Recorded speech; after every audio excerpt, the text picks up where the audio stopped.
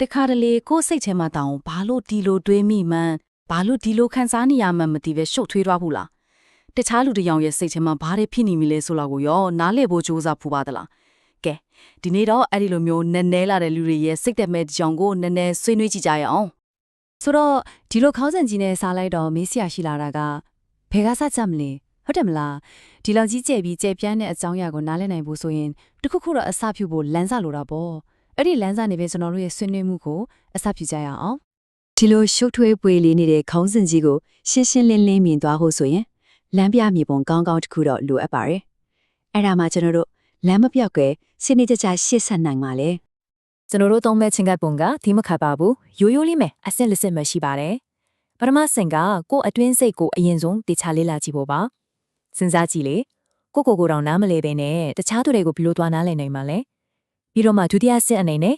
ကိုရှိရတဲ့အတိတ်ကိုသုံးပြီးအပြင်လောကနဲ့တခြားသူတွေကိုဘယ်လိုရှုမြင်မလဲဆိုတာကိုဆက်သွားကြမှာပါကဲဒါဆိုပထမဆုံးအပိုင်းကိုစားလိုက်ကြရအောင်ကို့အတွင်းစိတ်ကိုအရင်ဆုံးစစ်စစ်ကြည့်နေဘာလို့လဲဆိုတော့အရာအလုံးရဲ့အခြေခံကကိုနားလည်မှုကိုနေစတာကိုပထမဆုံးကိုမေးကြည့်ရမယ်မင်းကုန်းကကျွန်တော်တို့ခေါင်းထဲဝင်လာတဲ့အတွေ့တွေကတကယ်တမ်းပေကလာတာလေဥပမာပေါ့လူတယောက်ကိုတွေးလိုက်တာနဲ့တဘောကောင်းမဲ့ပုံမင်းဒါမှမဟုတ်ကြည့်ရတာမနှောက်ခုတ်ဘူးဆိုပြီးချက်ချင်းတွေးမိတာမျိုးပေါ့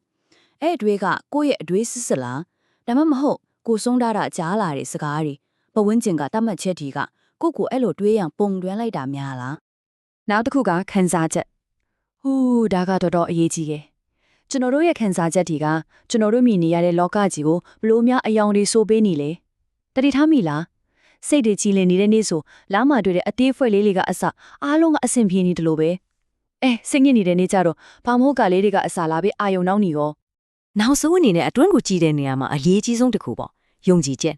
ကျွန်တော်တို့ရဲ့ဒါတော့မှလေဒါတော့မှားတယ်ဆိုတဲ့ကြီးကျင်တွေကဘယ်ကလာတာလဲငယ်ငယ်ကအမေနဲ့အဖေတင်ပေးလိုက်တာတွေလားကိုယ်တိုင်ကြုံခဲ့ရတဲ့အတွေ့အကြုံတွေကြောင့်လားဒါမှမဟုတ်ကိုတန်ဖိုးထားတဲ့အရာတွေကနေဖြစ်လာတာလားဒီယုံကြည်ချက်တွေကပဲကျွန်တော်တို့ရဲ့ဆုံးဖြတ်ချက်တစ်ခုချင်းစီကိုနားကွယ်ကနေချိုးကိုင်းနေတာနော်ကဲကိုအချောင်းကိုအနှဆုံးတုံးတက်ပြီးပြီဆိုတော့အခုအပြင်ကိုလက်ကြည့်ကြရအောင်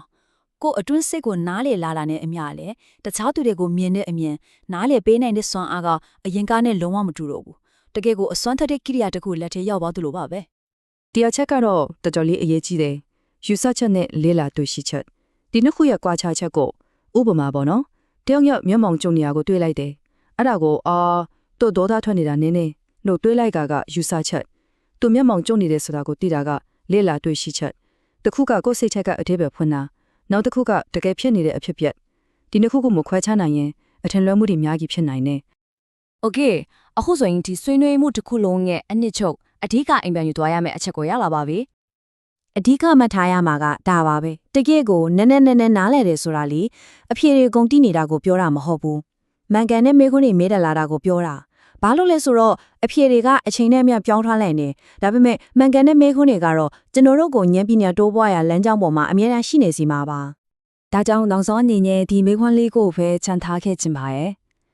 အခုဒီလိုအတွင်းကိုကြည့်အပြင်ကိုကြည့်လို့တဲ့ဒီလန်းလေးကိုတီးသွားပြီဆိုတော့ကိုပတ်ဝန်းကျင်ကလူတွေကိုရောကိုရောဘလို့အမြင်သစ်တွေနဲ့ပြန်ပြီးမြင်လာနိုင်မယ်ဆိုတာကိုပေါ့